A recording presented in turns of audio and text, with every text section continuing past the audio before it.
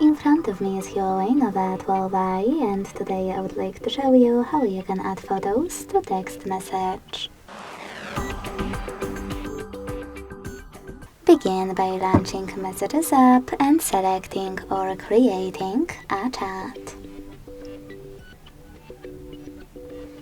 Then click on this plus at the bottom left corner and tap on all of your photos that you wish to add.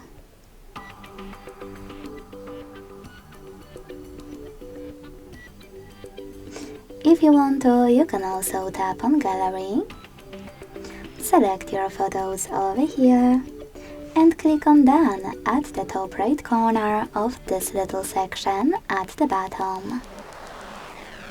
Thanks so much for watching. If you enjoyed this video, leave a like, comment, and subscribe.